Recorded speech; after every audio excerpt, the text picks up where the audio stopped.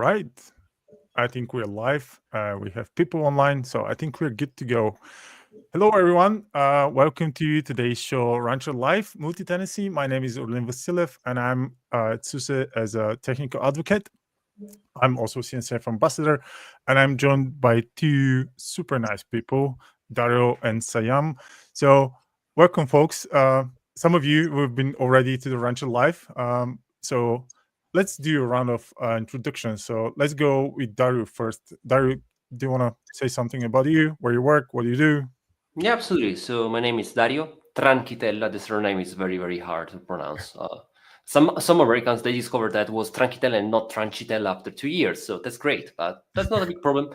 I was a DevOps engineer, site reliability engineer. I was managing a fleet of clusters. And now I'm writing code trying to solve multi-tenancy on Kubernetes, start since 2020 during the pandemic. So it was a sort of relief. And I'm very happy to be here. Thanks. You started 2020 during pandemic. Is that like a way out, like to Yeah, it was sort of way out. Pandemic. Unfortunately, we know everything about pandemic, not so much about multi-tenancy. We're trying to do our best. So Yeah. anyway, I started developing open source in 2020, and it was great. And I founded CLASTIX. So today I'm here presenting CLASTIX, my startup. Nice. Welcome. Siam, do you want to go next? Yeah, sure. Hello everyone. My name is Saiyam Pathak, and I'm a principal developer advocate at Loft Labs, and also founder of Cube Simplify and Build Safe. I have worked previously with HP, Oracle, Walmart, Sivo. Have been in the cloud native space for a long time. Worked on a lot of Kubernetes clusters, IDPs before when it was a thing. Creating platforms, a lot of observability solutions. And I have extensively worked on Rancher when it was not acquired by SUSE. So I know all the people over there, have extensively worked on that. I'm also a Cubestonaut, have written a couple of books on the certifications of CK and CKS. And I'm with Loft, and Loft solves the multi-tenancy using vCluster, and happy to be here and chat about that. Nice. Right. So multi-tenancy. We discussed super briefly about the SIG multi-tenancy. That is it was sunsetted last year, right? But that doesn't mean that the problem is solved, right? With the multi-tenancy, a lot of nodding over here. So okay, so I want to first of all define the multi-tenancy problem and challenges, and then we can go over some way of fixing these challenges or solving these challenges. Of course, I expect from you folks that you're gonna shine and bright with your own solutions on your side. So we're gonna expect some demos around that. So let's do it the other way around now. Sayam, do you wanna like talk about the multi-tenancy? What's the issue there? What's the problem? How you want to solve it? And around that. Yeah, definitely. I have a few slides. If you want to bring that up, that would be nice to have some visuals as well while I'm explaining. But overall, the problem I would like to start with is, let's say, for example, you are buying a house. So the houses are pretty expensive when you buy the houses. Yeah, that's a ChatGPT generated image. So Daddy already pointed that out. If you don't know, then probably you're not using ChatGPT enough. But yeah, houses gives you the complete independence and freedom to do whatever you want to do, and you maintain all the stuffs. You also within the house you have your own your own decorations. You decorate the park in your own way, but the overall maintenance is more, and also the cost, it's very expensive. Now I'll get to the point why I'm mentioning all these things. On the other hand, you have another thing, which are the apartments. So apartments give you a lot of flexibility. You still are the owner of your particular apartment, but you get to reuse or use the shared facilities within the whole society. For example, the children play area, for example, the elevators, the common parking, the common area for the lounge. So you get to share all these things and you don't have to maintain that. And relatively, the costs of staying in the apartment is way cheaper than cost of when you are purchasing the house. So get this analogy in your heads and let's move on with the Kubernetes side of things. Before that, what companies are doing today. Now, it's not the problem of Kubernetes adoption. Kubernetes is there. It's 10 years plus technology. And there have been solutions developed over time to help you adopt Kubernetes. So one of the biggest challenges in Kubernetes was adopting, and many people created a lot of tooling, and they came up with a lot of services like EKS, GKE, so that the adoption curve gets minimized and you do not have to do the Kubernetes the hard way, and you can just go to a cloud provider, just say I want a Kubernetes cluster, and there you go, you get a Kubernetes cluster. So the day one problems is pretty much solved, and you can easily get the Kubernetes clusters wherever you want, in whichever cloud you want, and whatever type of nodes you want to attach with that. But the problem now is that there are too many Kubernetes clusters. So that too many Kubernetes cluster problem is real. And you talk to any enterprise or you talk to any company who has started with Kubernetes, who started off with one Kubernetes cluster, and now they are having many Kubernetes clusters. So you have clusters per team, you get clusters per environment. Now each cluster comes with its resources. So Kubernetes is, I call it like Kubernetes is a beast. So it's not a small piece of software. It actually should be used as that. It actually should be used to its full potential. But what most of the organizations are doing is they are creating the clusters, and for each cluster there are the Kubernetes resources. So if you don't know, like just to give you a gist, in Kubernetes you have the control plane, and then you have the worker. Worker is where your actual workload runs, but there are control plane resources which are heavy, and actually cloud providers charge you for that control plane. So there are the control plane costs for that control plane. Some might not, but most of them charges for your control plane cost. So you have the control plane, and when you create a cluster, it's not the bare Kubernetes cluster that you'll be using. You need a lot of tooling. So CNCF, when it was formed with Kubernetes, but now you can see the ecosystem that it has grown around Kubernetes with a set of tools that solve specific problems, which are, they call it as day two problems. For example, monitoring, GitOps, cert manager, Nginx controller, Istio, so many things that you install after you get the Kubernetes cluster. And if you give it to multiple teams, and if you create multiple clusters, you have to do it all again. You have to have multiple Argo CDs. You have to again install cert manager. So basically, what I mean to say here is you are duplicating the softwares that you're installing on separate Kubernetes clusters within the same team, within the same organization. So you get to that. So there is a lot of cost. There are a lot of Kubernetes clusters that has to be maintained, although the control planes are mainly these days managed by the cloud providers. But on the other hand, the overall cluster sprawl thing, you have to manage that. So there are so many clusters, and that's the main issue that we are talking about today with respect to multi-tenancy. So yeah, I've already talked about that control plane cost. And just to interrupt for a second, if we can make it more like a discussion, Dario, do you want to add something to the problem? Yeah, sure. Like, we are absolutely on the same page. I really love that Saiyam talk about cost, mostly because we are very used to Kubernetes saying, okay, it's very cheap because we are optimizing resources. But the problem is that we have the cost of the clusters, such as the control plane, because you want to have a high availability cluster. And also, it's not a matter of cost, but it's also about operations, because managing a fleet of clusters is very, very cumbersome, So I'm totally aligned. So thank you so much, Saiyam, for bringing on the discussion. Awesome. So even you can see Gartner forecast spending getting increased, which is a 20.4% increase, which is a big increase for the public cloud spending.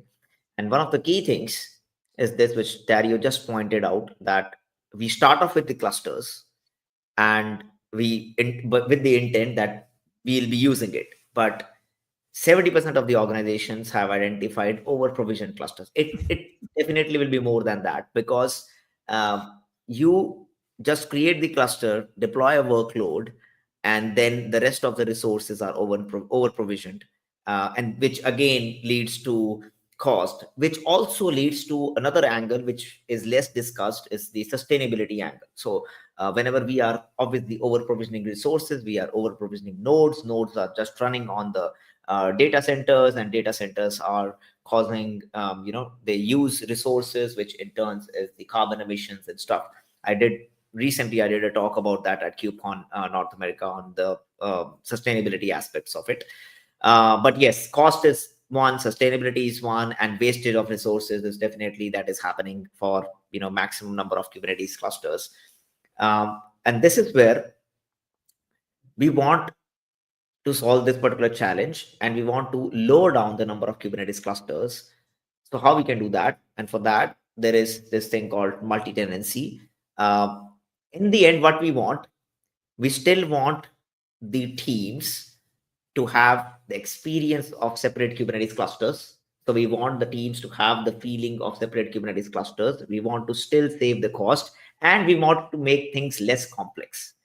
And we want to have more autonomy. For example, so workload isolation, we still want the fair use of resources, and we want tenant autonomy. So we do not want for every little thing, tenant should be coming to the admins for installing this, installing that. So having full control for the tenant to do the multi-tenancy, to do whatever the clusters they are getting. So in the end, they should feel that they are the owners of the Kubernetes cluster, and they should not care whether it's where it is, wherever it is running, howsoever it is running.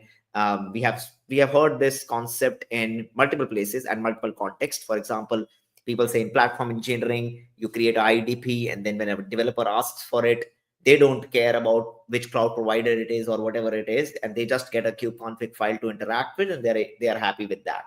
That's very good. So similar to that, we want it in a multi-tenant way. So that's multi-tenancy in kind of a nutshell. Dario, would you want to add anything to it? I know that it seems staged, but we are totally aligned. And I would say that here the key concept is about self-service approach. So essentially, the teams, they don't want to open a Jira ticket to say, please provision my environment. So essentially, they want to be entitled, of course, according to the rules of the organization, to create their own environment, their own workspace, their own tenant, essentially. Exactly. That's a very interesting point, that it should be like autonomous, self-service, and less burden on the admins. So coming to some of the key concepts over here, like workload isolation, fair use of resources, and tenant autonomy, I want to touch a few things.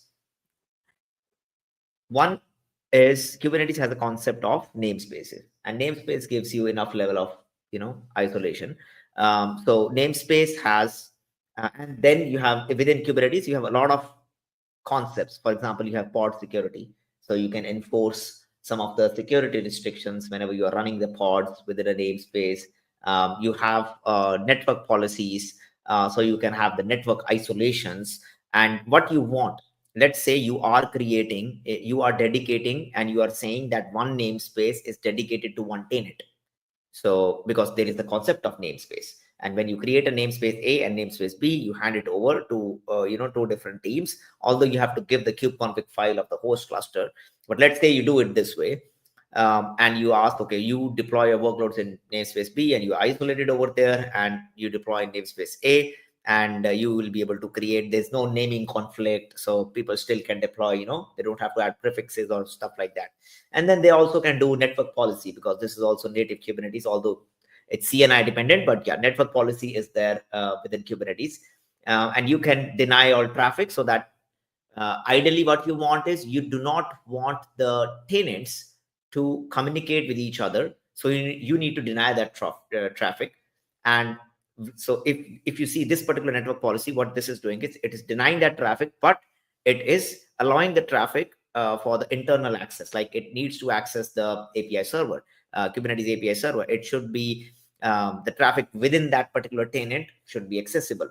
The traffic for the DNS, if you want, outside access and stuff. So port 53, which is the common one, should be there, and traffic to the API server also should be accessible.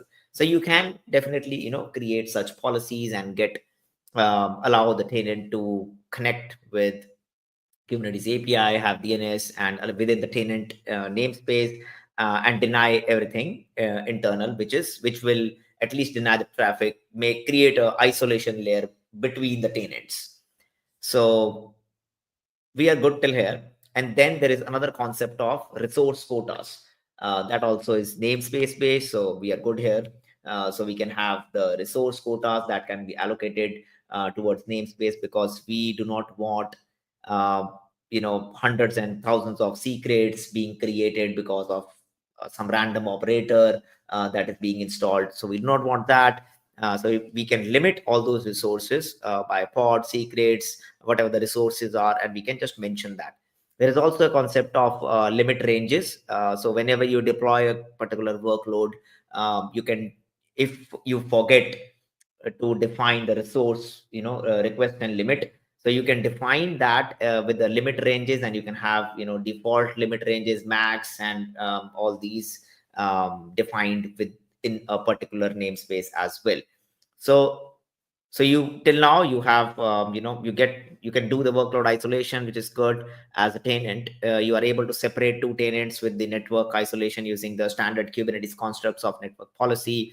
You are able to provide a fair resource usage using resource quota and stuff like that. So we can say that we can achieve multi-tenancy using namespaces. So sharing namespaces between the teams and segregating by them. And these are some of the things that we just discussed. But are they enough? Now that's where the question comes in. Are the namespaces enough for doing that? For one cluster, one tenant, and one particular namespace, it might be fine. But if you have multiple namespaces that you have to do for one particular tenant, and then 3 namespaces for one particular tenant, then how do you do the resource allocation? Do you multiply by 5? Do you do not do that? So it basically, the complexity grows as the number of tenant grows. And one of the key things is the custom resource definitions. So how do you do the CRDs? Because CRDs are separate, and let's say CRDs are cluster-wide resources basically. And let's say you have 2 particular tenants, and they are in different namespaces, and they want different they want different versions of Argo CD. Let's say, how do you do that? You can't do that. Plus, as a tenant, you do not have the power to install that. You have to go to the admin and say, can you please install this for me? And this is one config, that gets shared. So it's not the cluster, like the access controls also need to be, the security control and access control needs to be managed over here. So these are some of the key challenges with the namespace, although namespace is having the namespace isolations is good because they are the native concepts, but these are some of the limitations. So Dario, would you want to add anything over there, or I'm really happy here because mostly all the intros about multi-tenancy for resource quota, limit ranges, namespace annotations are the best practices we are always sharing with people that are asking more information about multi-tenancy. I'm a bit biased because, as I was trying to say at the beginning, in 2020 I started an open source project that we are not discussing here because we are talking about Kamaji, but I can say that because now it's CNCF, it's donated to CNCF, and it's capsule, and essentially it's a multi-tenant policy engine for Kubernetes. So essentially it's just sticking to the namespaces. We are not trying to solve the real challenges that vCluster is addressing in terms of hard multi-tenancy, so CRDs and so on and so forth. We decided to keep it pretty straightforward on the namespace, so it's totally fine. And I'm very happy also because I don't know if you ever saw my presentations, but it's the same concept that I always try to evangelize about multi-tenancy. So you're totally right. I know it sounds very staged because we are agreeing everywhere. I'm sorry, guys, if you were looking for a sort of fight, but we are today on the same we have page. time. We have time for a Oh, fight. we have so, time. Okay. Yeah, keep that. Let's keep for later. Let's set the stage first, and then we can fight, right? So, yeah.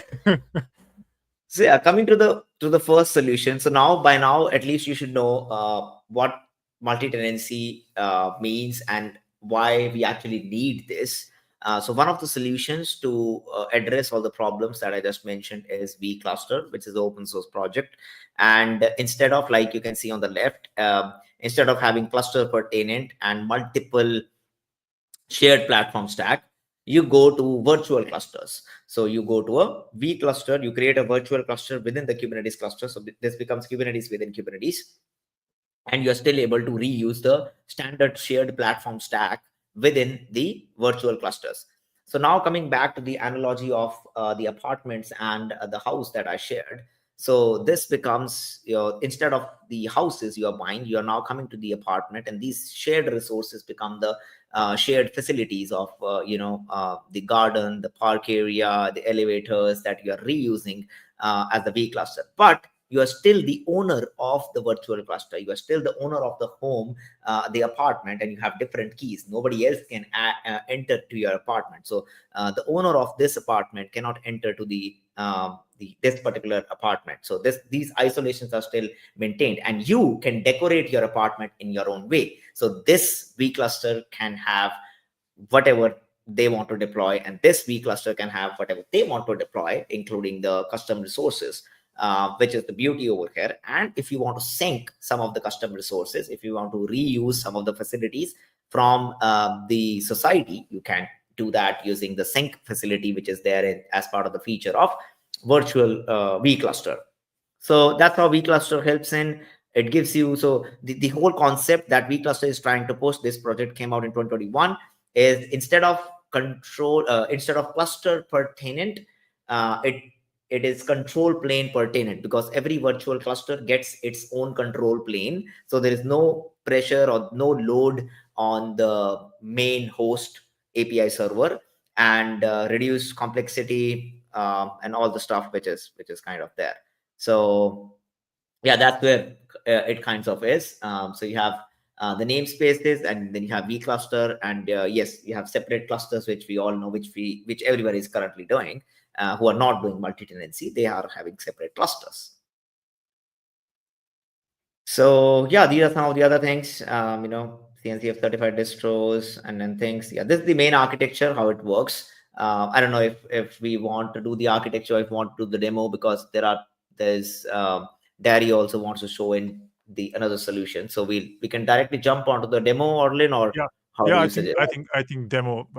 People are here for the meet, not for. I'm trying to set up the fight now.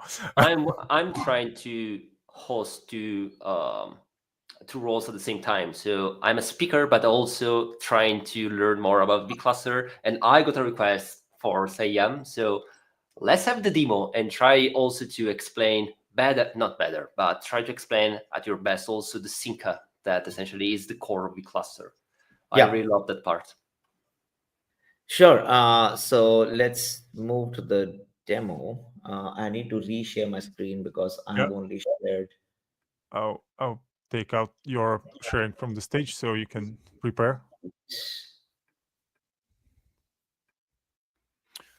Maybe now it's the right time to ask the audience. If you have any questions, feel free to add them into the chat, and our presenters will do their best to answer. We have one request already to discuss sovereignty. We can put that in the back on the agenda, so we can discuss that as well. Saiyam, just when you're ready, to give a sign. Ready.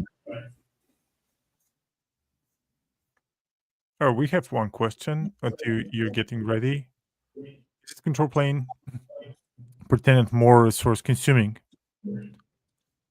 No, so I'll show you how it works, so that you get a gist of what we are creating, or what all resources it creates on the host cluster. So I'll give you two views, just like Dario mentioned.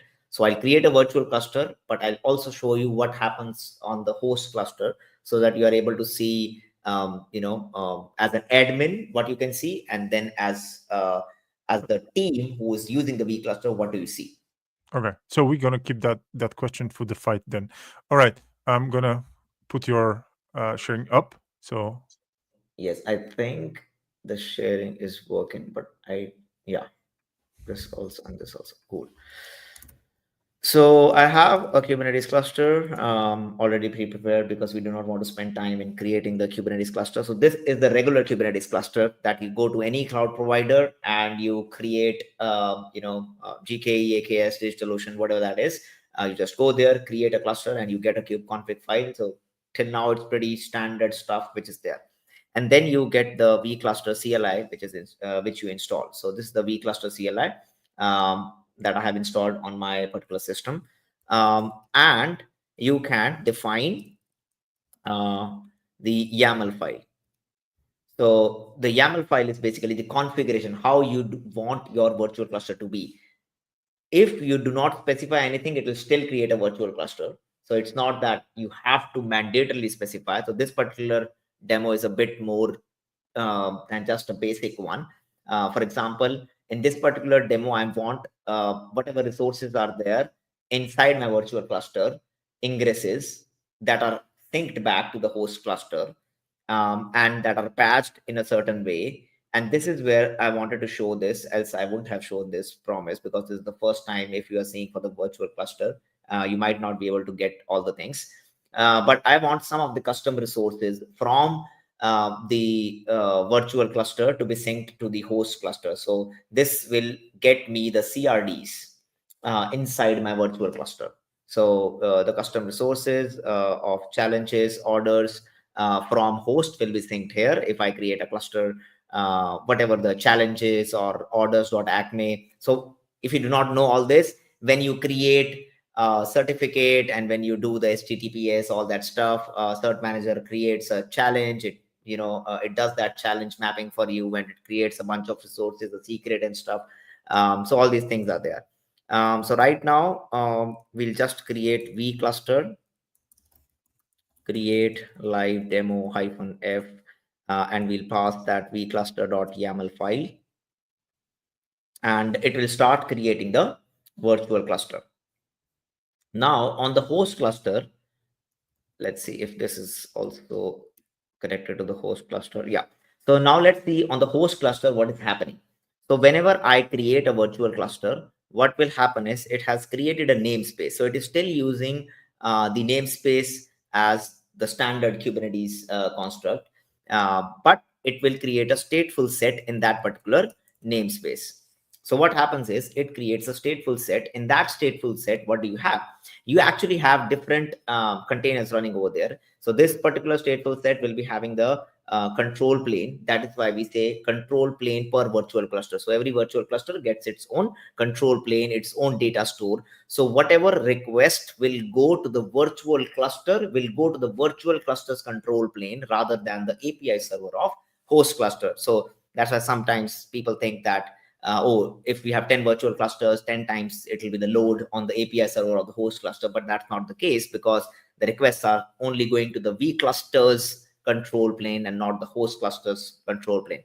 Now, to the point that Dario asked about the syncer, is basically anything that we create on the vCluster. So there is this syncer pod that actually syncs. So syncer pod is the only container that talks with the virtual clusters API server and also the host cluster API server and sync back the resources.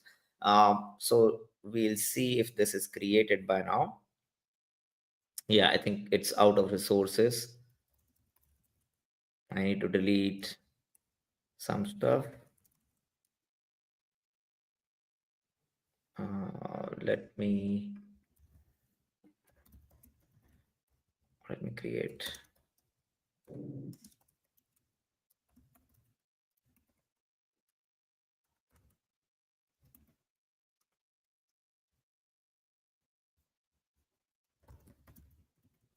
I have a few virtual clusters.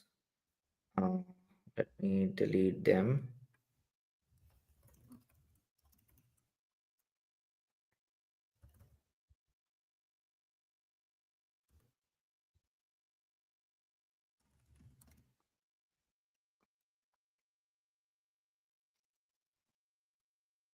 Is that because you provisioned too much for the demo and you tested No, too much? so this is not a this is a very old cluster, as you can see, 50. So it's not a new cluster that I provisioned for this demo. So there's a lot, like if you see there there is a lot. You know what, Saiyam? It's the Murphy's Law, and also because we didn't worship the demo gods. That's the reason. Every time we are doing a live demo, we need to worship the god. Yeah, true. Yeah, but I think it should. Let's see, -n test. Since you prayed to the demo god, let's see if it's working. Yeah, so it looks like it's working. So thank you, Dario, for praying to the demo gods. So that is good. So yeah.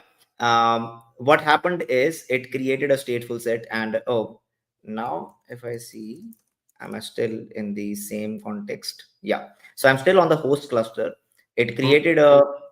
By the way, it created- we can see only the session with Oh, vCluster create test one.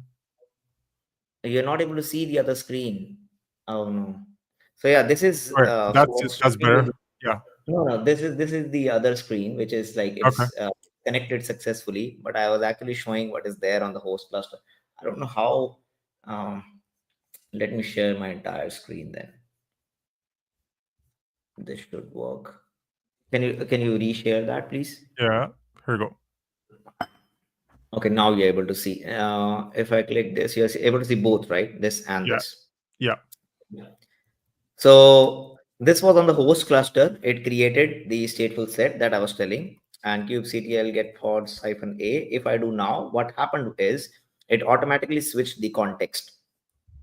So oops, where it went. Yeah. So now I am inside the virtual cluster. So you see, I am inside the virtual cluster. Now this virtual cluster will be handed over to the teams. Now let's say you are having the virtual cluster. I give this virtual cluster to Orlin.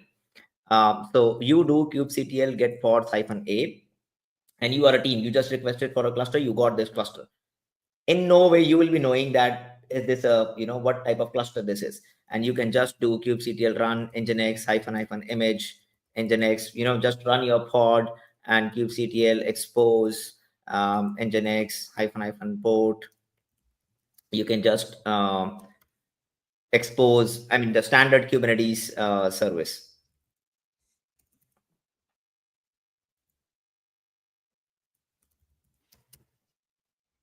So the standard Kubernetes stuff and constructs will be applied. So if you do kubectl get pods, kubectl get nodes. In the nodes, it will show the node on which this particular vCluster has been scheduled. So you are the owner of this cluster, but you cannot interact with the host cluster. So it creates a separate context, a separate kubeconfig file. Now let's go back to the host cluster.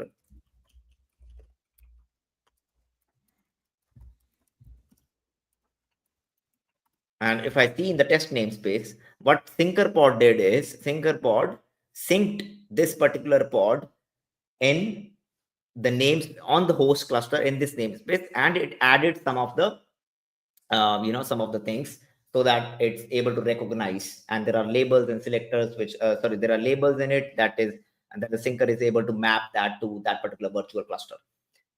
So this is the standard basic concept, that it is able to give you the feel and the isolation of the separate Kubernetes cluster. Although it is running on the same host cluster, it is Kubernetes within Kubernetes, and you can create multiple of them, but you are not able to access the host cluster. Similar to like you create a virtual machine on a particular cloud provider, there are bare metal, you don't get access to that bare metal. You feel the owner, that you are the owner of, you get the slice of that. So this, I call it as a slice of a Kubernetes cluster. So vCluster gives you the slice of the Kubernetes cluster out there. So you get the slice and you are the owner of that, and you can deploy whatever you want to do. You can deploy the CRDs, you can deploy anything, and this will be isolated over there. And there is no load on the host cluster because the control plane of this particular virtual cluster is running this. So all the stuff that is there, all the policies and all the things which are there on the host cluster still applies. Like if you have OPA, or if you have any other thing, if you have any other quota request, whatever is there on the cluster level side of things would still apply to the virtual clusters as well. And as an admin, yes, you can see all the pods because you have the admin kubeconfig file. You still can see whatever is there in whatever stuff that you have presented. So yeah, that's the gist of what vCluster is and how you can create that. Yeah. All right, thank you. That's notable for next KubeCon. You can work on this one, and I'm not sure how many times people talk about vCluster on KubeCon, but yeah, you can try again. All right. I think that was super cool, but I'm really keen into seeing Dario's point of view. I'm just really trying to set up the stage for fight. No, kidding. But Dario, do you wanna do you wanna take off the stage and Sure. share We can your talk point of view and also guide us through the Kamaji project and how you utilize the Kamaji project in with relation to CLASTIX, and yeah. I absolutely. then- I can talk about vCluster, and I will say no worries. vCluster is widely used and widely mentioned also across several KubeCon talks. I still remember also that it has been mentioned during a keynote, so that's great. I know also the founders of Loft Labs, so that's great. It's a nice project, and I really like that. It's a different approach. Sometimes they are always asking, what's the difference between Kamaji and vCluster? But they are totally different tools. We are working in the same area as multi-tenancy. And every time I got the question, what is multi-tenancy? I try to answer, well, it's like a 50 shades of multi-tenancy because it really depends. No pun intended, sorry, but that's the reality. When we started the meeting, I tried to introduce myself and keep in mind that I've been a strategy engineer, and I still remember that everybody wants to have Kubernetes. And I'm sorry for that because this presentation will have a lot of memes, but nobody wants to manage that. This is an Italian meme, so I'm exporting Italian memes across the world. So I'm very happy because nobody wants to manage Kubernetes because it's complicated. It could be very, very costly and so on and so forth. I know that some concepts have been already enlightened by Saiyam, but keep in mind that essentially, as I said before, there are plenty of use cases with multi-tenancy.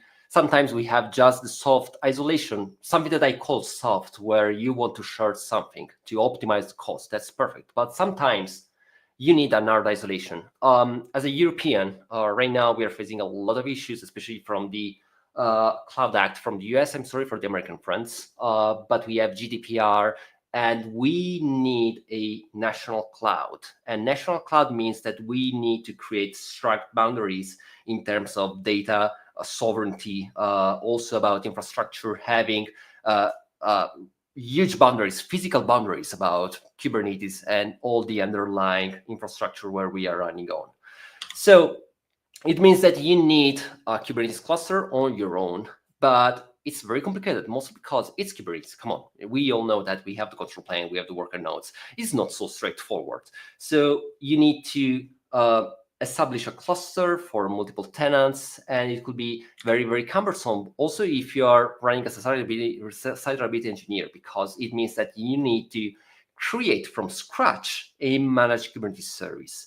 And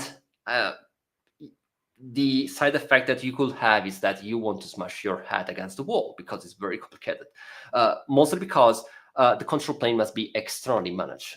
You can think about AKS or EKS or GKE. You want to have the same smooth experience, but running on your own infrastructure, and maybe also with just a small percentage of the team that is hired by Google or these huge hyperscalers. Luckily, we have some local players in Europe. They are challenging the status quo about managed Kubernetes. And with Kamaji, essentially, we are trying to play our role here as an open source project.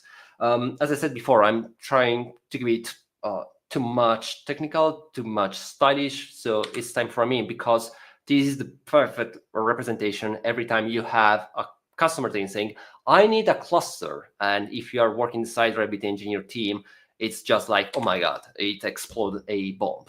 And also, if you think about the analogy of Kubernetes cluster like houses, you could end up in a similar situation. So I have my clusters, and I need to do something from cluster A and cluster B.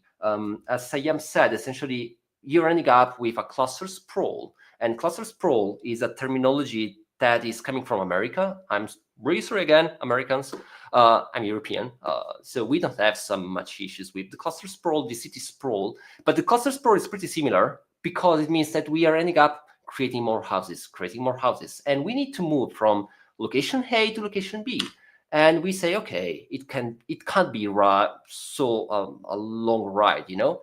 But you're moving up, and in the end, just for a small cluster where you need to route traffic, you're ending up with something like that. So this is the perfect description of the city sprawl, and same applies also with Kubernetes, because Kubernetes is not just a matter of, okay, I deploy my workloads. You need also to take care of the control plane. And with Kamaji, essentially, we are trying to solve that problem. My partner, Adriano, created the terminology of control plane tax. And if you think about the control plane, we all know that you want to have high availability, because if you want to consume a service, you don't want to have downtime and so on and so forth. So you need at least 3 instances for the etcd route quorum. And 3 instances, if they are virtual machines, they are expensive because they are not just, small instances. You want beefy instances because you have plenty of pods, plenty of resources, and so on and so forth. And at the same time, also, provisioning virtual machines could be very, very cumbersome. And in the end, we are facing a shortage of people because people cannot scale like the technology. So in the end, you have to question yourself, how many minutes do you need to wait for a Kubernetes cluster, or how many for a new API server certificate, because maybe I have a rotation of plenty of clusters, or how many times I need to wait for a cluster upgrade. And of course, the solution here, because I'm biased, I'm the creator of Kamaji, the solution here is Kamaji. I don't want to blame the other hyperscalers, but sometimes you need to wait minutes for a cluster. That is a very short amount of time. But essentially, what I'm trying to focus is that with Kamaji, we are trying to reduce the burden of managing Kubernetes at scale. And when I'm talking about scale, I'm not talking about a dozen of clusters, but as Saiyam said, 1,000 of clusters. But before proceeding, if you notice, I emphasize on the fact that I was always talking bad about virtual machines. I'm really sorry for that. But we are in 2024 and 2025, so we want to run containerized applications. And if you think about applications in Kubernetes, they're pretty straightforward because we have our cluster, we have, except for generic, our WordPress. I work for a company that was doing WordPress as a service, so I'm reusing my former knowledge here. So we were running WordPress at scale. So essentially, it means that I have my application that is a PHP. It could be a web application. I have a service, I have an ingress, and then I have the state. And the state is a MySQL database where you have your persistent volume claim, the persistent volume, the configuration, and blah, blah, blah. So essentially, we are pretty used, to have everything like this an application in our Kubernetes cluster. But if you think about Kubernetes, essentially, Kubernetes is an API server. So we are returning JSON, and we are storing the state not in a database, but rather in a key value store, so etcd. And if you think about that, if we are already running stateful applications in Kubernetes, and we are very happy for that, why we can't run Kubernetes, the control plane, inside of Kubernetes? So it's the famous kubeception or kube inception. Sorry, Christopher Nolan, I didn't pay for the royalties.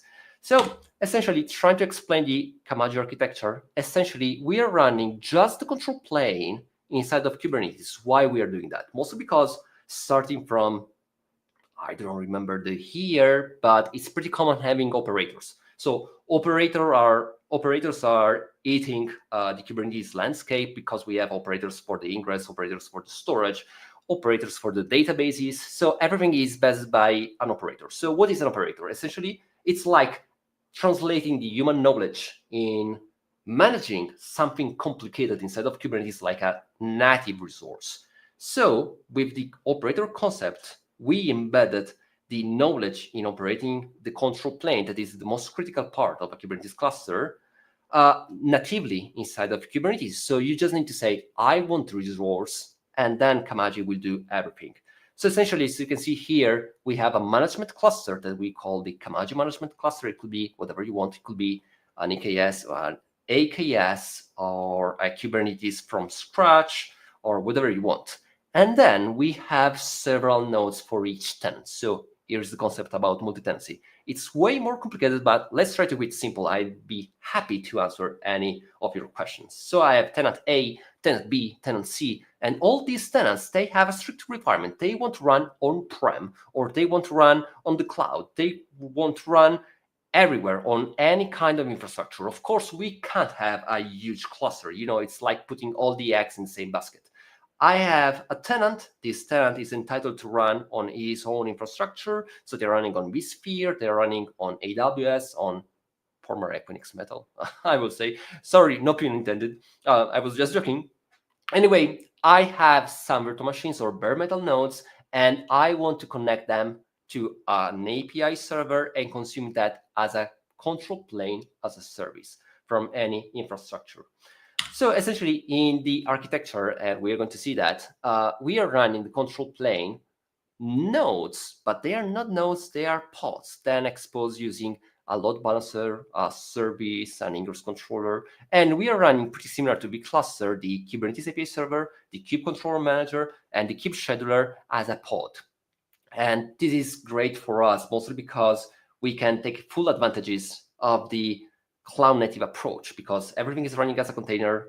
They can be isolated, they can be orchestrated, they can be spin up in a fast time, they can be secure using kata containers. It's the cloud native approach, but to provide Kubernetes to other Kubernetes clusters.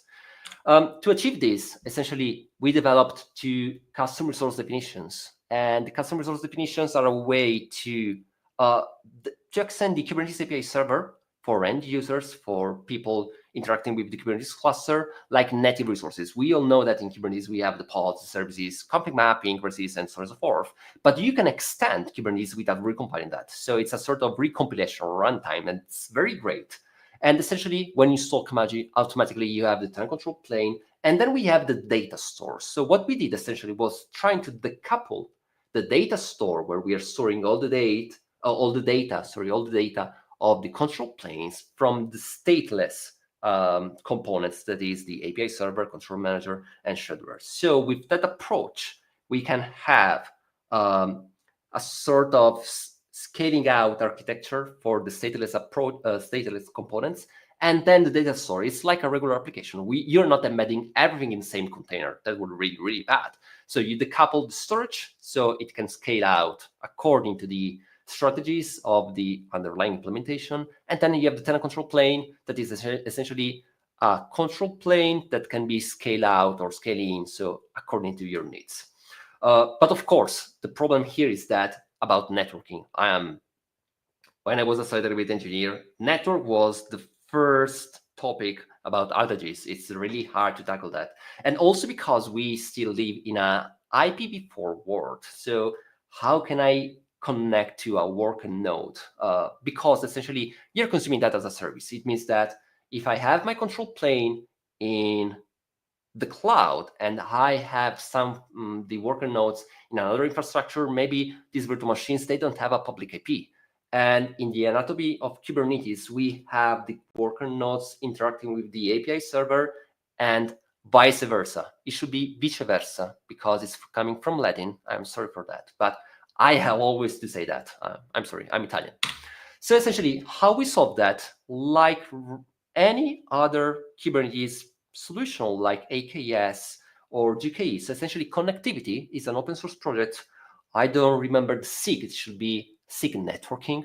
And essentially, it's like a reverse shell from the worker nodes interacting with the control plane node. So essentially, if your worker node doesn't have a NAT network with connectivity, you're versing the problem and you're solving that problem. I guess that maybe this is your reaction because I know a lot of concepts. So what I'm going to do now is to price the demo gut and start a demo session. So I'm sharing here my terminal, and also this is just another joke because keep in mind that Kamaji was my wet dream when I was a cybersecurity engineer, because it was very, very disturbing, creating plenty of clusters, a lot of toys, and so on and so forth. So I can remove this one because it's pretty stupid, but I love the jokes. So we have a Kubernetes cluster, as you can see here, and I have also, I'm sorry for the mechanical keyboard, some CRDs already installed. So the data stores and the tenant control planes. This is a demo, and also it's way more dangerous because this is production. I like to live dangerously. Anyway, we have also my tenant control plane manifest, where essentially I can define everything. So it's a namespace scope resource. So that's great because if you want to offload the creation to the tenant of your platform, you can do that. They can create a manifest. These are GitOps, entirely GitOps, so they can be reconciled using FluxCD or Fleet by Ranger or Argo CD, Project Veltos. It's up to you. And essentially, we tried to design a custom resource that was sticking to the site reliability engineer needs. So I want to deploy Core DNS. We are all using Core DNS. I want to use connectivity to fix the connection issues with worker nodes. I want to configure kubeproxy. And then I want to define also the amount of replicas for my control plane. So they're pretty eloquent, I will say, or at least I hope so. And you can configure your control plane according to your needs. Keep in mind that with Kamaji, we didn't design a product, but rather a sort of framework to let third parties creating managed Kubernetes service platforms. So it's up to you. You can configure everything. We are always trying to address any feature requests as much as we can, of course. And as you can see here, I want to create a Kubernetes cluster with some additional controllers, and I want to run on v1.31.1. And essentially, that's all. I have the network profiles, but what you can do is to browse the Kamaji CLASTIX IO website, or use kubectl explain tenant control plane and blah, blah, blah. So what I need to do now is to apply this manifest in my namespace, and I can enter in the kubectl get tenant control plane watch. So what we're doing here, so essentially Kamaji is ingesting the tenant control plane definition, and then it's starting the provisioning of a control plane. And this control plane is going to be exposed using an ingress controller. So all the communications will be based from the control plane. You're using the HProxy ingress controller. And essentially, as you can see here, my control plane is ready in 17 seconds. Yes, 70 seconds. And what I need now is to download my kubeconfig. The kubeconfig is available here. We have a kubeconfig. This is a secret. So kubectl get secret. Let's praise I have the right. Yes, it's the right one. I have my history. So I'm getting my secret, JSON path data admin.conf base64, and I'm placing everything here. So this is my file where Kamaji created all the required data. So Kamaji, in those 17 seconds, created the certificate authority, uploaded the kubelet configuration, the cluster configuration, installed also the connectivity, and it did all the dull job that we need to do when we are provisioning a cluster. But we didn't wait for a virtual machine. It was running as a pod, so it's blazing fast, and that's the reason. It's blazing fast, but also at the same time is blazing resilient, because we are using Kubernetes to offer high available applications. So we are using the same concept of Kubernetes for the benefit of Kubernetes. Anyway, I can show you that it's working. So I'm going to export my kubeconfig, my freshly generated kubeconfig, and kubectl version. And as you can see here, we are running 141. And what's very important is that we want to offer a managed Kubernetes service. So if I should kubectl get nodes, do I have any node? No, of course no, because the control plane is externally managed. I'm just consuming the API server for my own infrastructure. And where is my infrastructure? It's here. I'm running on a bare metal node in São Paulo, as you can see here. And the control plane is located in Italy. So you can understand also that the network here is very decent. But just to show you that essentially we have totally separated infrastructure. They could be Italy, it doesn't matter, but you're getting the point. So what do we need now? We need to join this worker node to the cluster, and I don't remember the kubeadm token command, so I'm sorry for that. I'm going to use this dashboard to extract everything. This is our playground environment, and I'm going to copy this one. So essentially, it's just yet another Kubernetes installer. It's a project that we developed. I wasn't, but I was very annoyed that you need to install the kubelet, the kubeadm, and blah, blah, blah. And like K3s, I was looking for a single bash script to install all the dependencies. And essentially with Yaki, we are doing that, but not for K3s, but for kubeadm. This is the reason, because in Kamaji, we didn't reinvent the wheel. We tried to collect all the best practices in running Kubernetes at scale for operations with upstream and vanilla environments and flavors. Anyway, I can use this one. So go Yaki. It should be my cluster with this token, and it should be correct. Let's see. The token 6BD 6. Where is the token? 6BD. Yeah. Fingers crossed. So now I'm expecting here to get my node joining the cluster. I'm installing containerd on the worker node. We are waiting for the kubelet process. So now with the connectivity project, actually your node is talking back to the control plane, right? Yeah, exactly. It's like a VPN, like a reverse VPN kind of thing, or SSH tunnel kind of thing.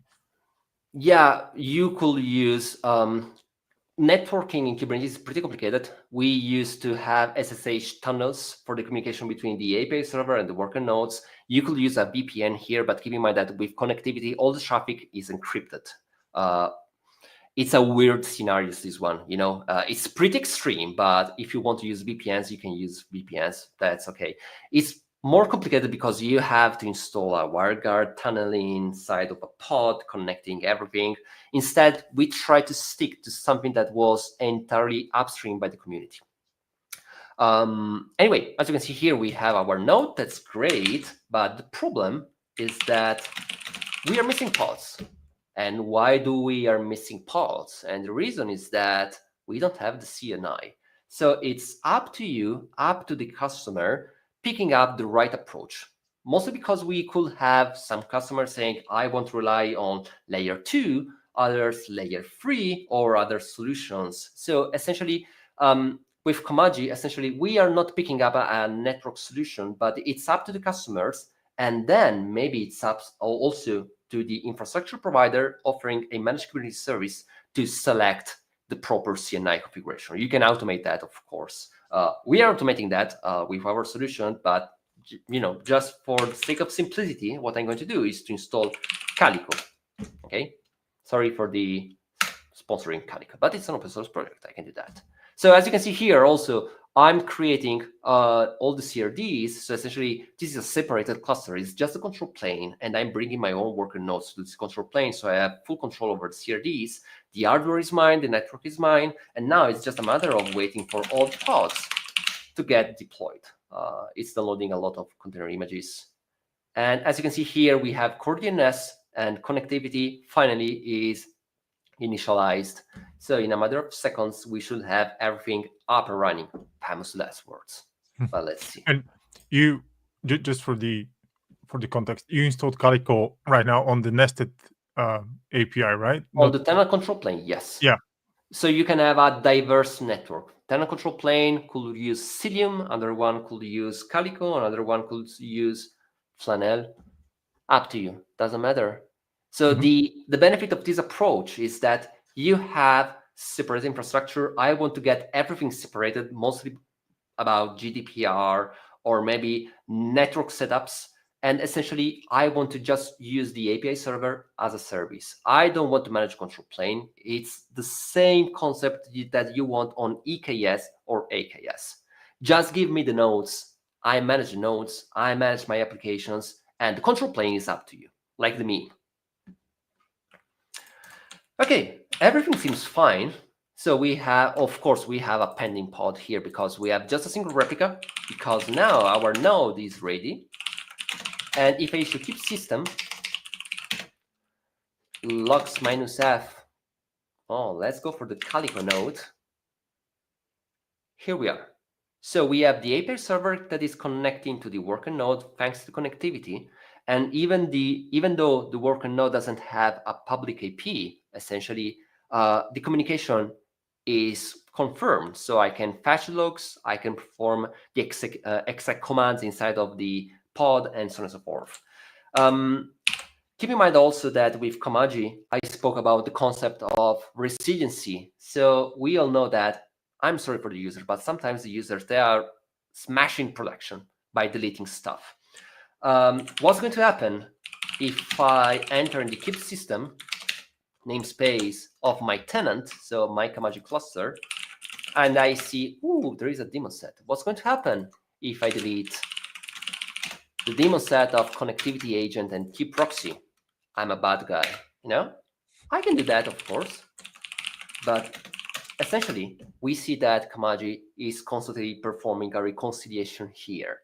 So essentially, what we are trying to do with Kamaji is like having a fleet of SiteRabbit engineers working for you for free because they are machines. I'm sorry, I shouldn't say that in the era of AI. Otherwise, we could end up with a Skynet, but made of Kubernetes SiteRabbit engineers will be very, very bad, destroying our clusters.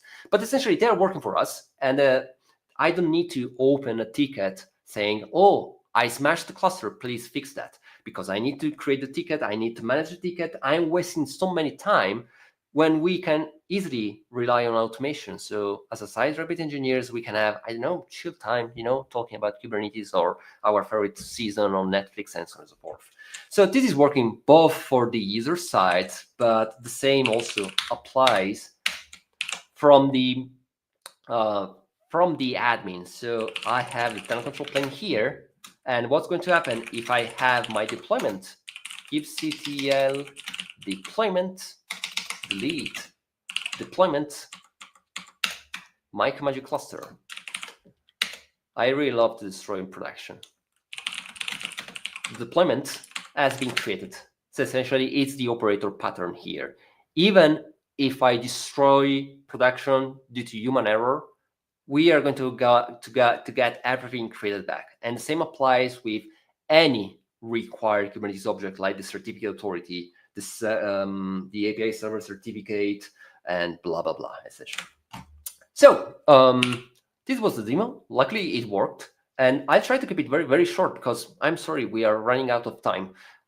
What we are aiming with Kamaji is to foster an ecosystem. So we work closely with the Cluster API project. We really love Cluster API, even though we have adopters that are not using Cluster API, but you can run Kamaji everywhere with several Cluster API providers. We are interacting with the community, and it was great so far.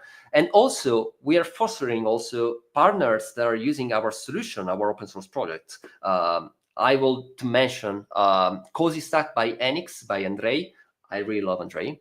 We need to take some drinks together because essentially they picked up Kamaji over other solutions to create a managed community service platform based on Kamaji, or I'm thinking about Platform 9 with the Elastic Machine Pool. So essentially, it's a replacement, a drop-in replacement for EKS, saving costs, as you can see here, or CWeb about GPUs. Essentially, I want to run GPUs on Kubernetes, but I don't want to manage control plane because it's too much cumbersome. You don't want to waste GPU nodes just for the control plane. We've seen whether you can do that, and you're consuming NVIDIA's GPUs and blah, blah, blah. But also Orange has a nice project named Canode that is the upstream, if I recall correctly, the upstream repository of Project Silva.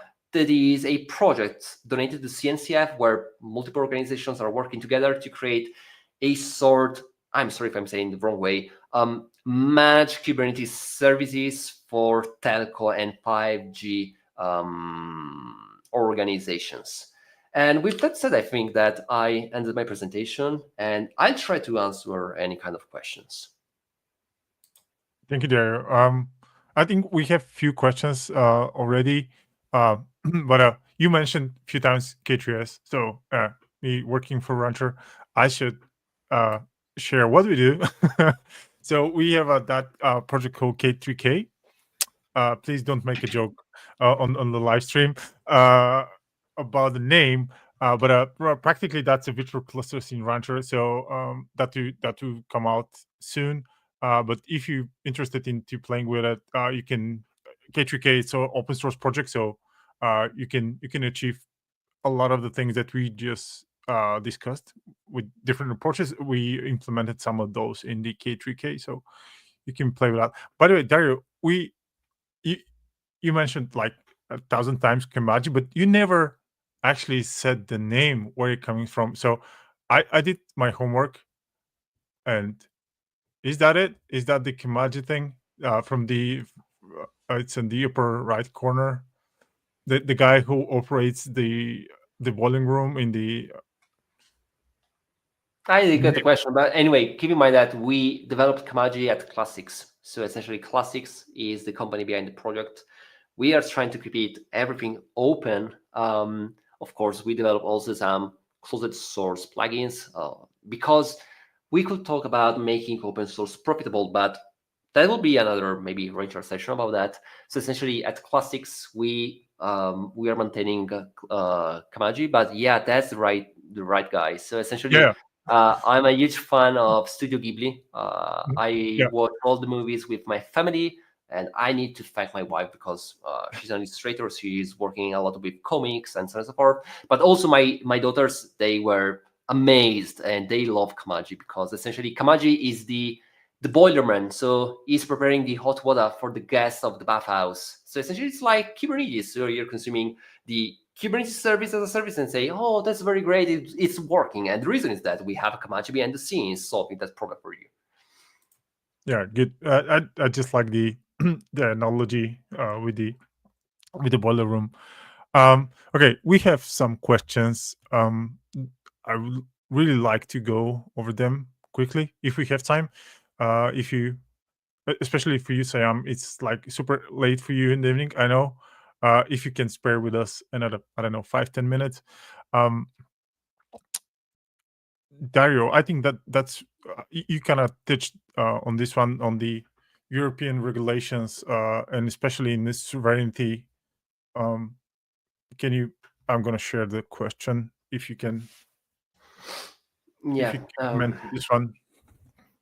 I would say that I spoke with several people from not just from Europe but also from South Asia, and essentially the problem is that if you're running on the hyperscalers, the traditional hyperscalers, all the data is, even though you're running on a local data center, all the data could be accessed by third organizations and third countries. I'm sorry if I am into you, US, but the problem is the US here. Oh my gosh, I hope that I don't get a ban letter from the United States of America. You're so close. Yes. I'm just joking. Anyway, I'm very proud of my European citizenship. Anyway, you need to run everything locally. So essentially, Kubernetes must be our building block foundation for platforms for our applications. At the same time, also we are working with the community, like vCluster, to create very complicated but really friendly platforms. Okay, so you have a lot of applications, a lot of dev teams, they need to deploy applications. But at the same time, also Kubernetes must be easier to be consumed in any infrastructure. And essentially, you need to run everything locally, but you can't rely on the Azure or Google or AWS. Essentially, I see the rise of running everything locally in Europe, but also on other countries. And you can rely on third-party solutions. So essentially, you need to run everything locally and store the data locally, and it's very, very challenging. But we are trying to do our best as CLASTIX in providing the building blocks, the framework to create something bigger. Thank you. Saiyam, do you want to add something? Or I think the next question is super suitable for you. And all right. The next one. Yeah, I think I answered this. So the tenant is actually the pod on the host cluster. So it is just in the end a pod that is being created onto the host cluster. So it is still using the same scheduler of the host cluster and same mechanisms that a regular pod and the same Kubernetes concepts that will be followed. I also covered with there is a separate control plane for every virtual cluster. So if a person accessing the virtual cluster does a kubectl get pods or kubectl apply, it goes to the control plane of the virtual cluster and not the API server of the host cluster. So there is no resource, no excess resource or more request or load and stuff like that. Nice. And I think Dario, you answered the added high availability of the control plane in Kamaji solution. So right. Next one. I think it's inevitable not to have questions around AI. So short answers from both sides, like what are the capabilities of sharing GPUs in Kamaji and vCluster. I think in the Kamaji way, sharing is not exactly the focus, especially when we have the GPUs on the working nodes. So do you want to take that, or Saiyam, do you want to take that? Yeah, it's pretty straightforward. Like if you have you have a Kubernetes cluster and some of the nodes would be GPU nodes. So that's pretty much it. So whatever, and you can use the standard Kubernetes construct of affinity, node selectors, and workload scheduling onto that particular node, which is happening. So the vCluster pops on that particular node, and the workloads goes to that particular node, and that would be able to run the GPU kind of AI inferencing or whatever the workloads that you want to run.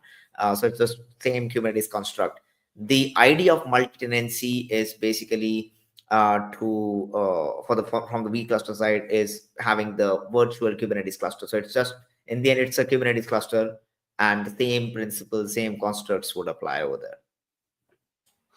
Also, keep in mind that unfortunately there is a huge problem because all applications can easily run in a multi-tenant environment, especially thanks to vCluster except for generic, but also thanks for Kubernetes, because we have the namespace concept, and the namespace concept is a sort of logical boundary for your application. So you could use even multiple namespaces for multiple versions of the applications. I saw this approach, especially for dev environments or just for CI environments. It's working great, but the problem is that with GPUs, there is no proper concept of multi-tenancy, because with multi-tenancy, it means that we have an underlying infrastructure that is used by multiple tenants. And the problem is that some GPU cards, some GPU manufacturers, they create a sort of lock. So the GPU can't be shared across multiple requests. It's not like C groups or namespaces in Linux, essentially. We all know that essentially containers are Linux, and Kubernetes is a sort of kernel of Linux, of distributed systems. With GPUs, essentially, you need to rely on different tools. So you need to rely on time slicing, example generic, or according to the manufacturer. I'm not quoting NVIDIA, but I'm talking about a feature offered by NVIDIA that is the MIG, so multi-instance GPU. And you can try to create a sort of partition of that GPU to maximize the utilization of that GPU card.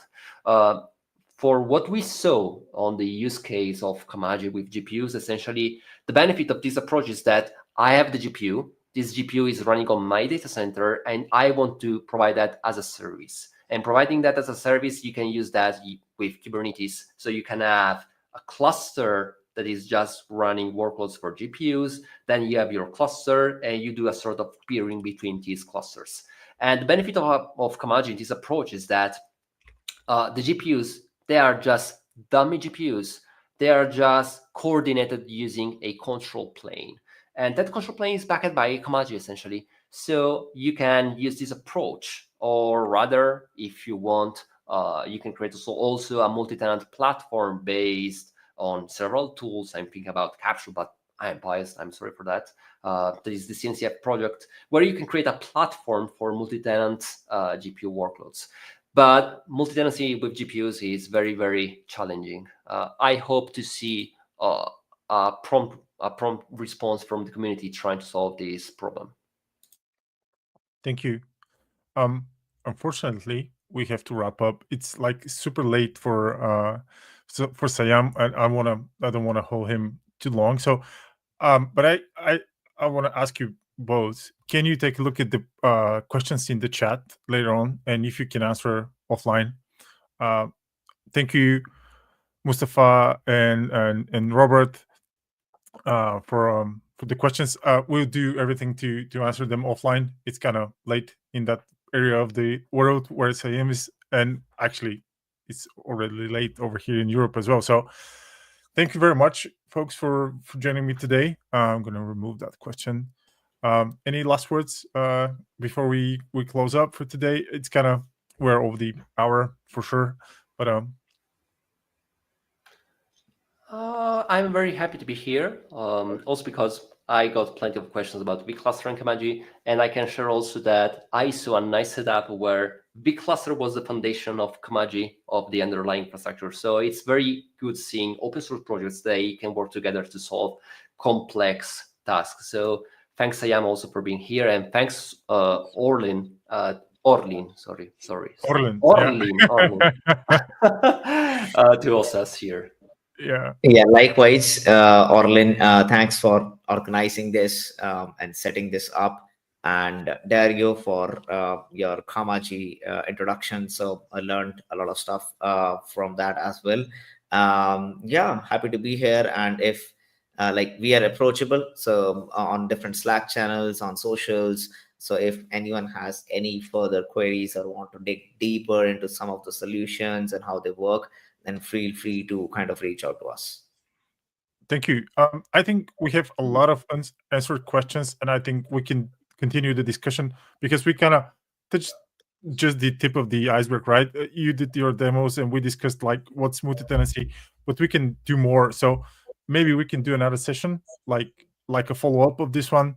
I really want to like dig deeper into not only the technical challenges, but the business challenges, the ethical challenges, the regulation challenges that we have, because we're techie people. We like to tinker with technology, but technology solves real world problems, right? Doesn't solve technical problems. We create the technical problems and then we solve them for some reason. I don't know. It's part of the job, right? So if you agree, and I think everybody, please comment in the chat if you want to see another like continuation of this one, so we can discuss more of the other challenges, not the technical ones. So with that, I'm going to close for today. Thank you very much once again, everyone who were online and spent there, especially in the US folks. Even though Dario bash you a little bit, but it's a Thanksgiving, so happy Thanksgiving, everyone in the US and in North America in general. Thank you, folks, for joining me today. I hope we can see you again and discuss more on the multi-tenancy. Thank you. Thanks. Thank you. Bye, everyone. Ciao. Thank you. Bye. Ciao.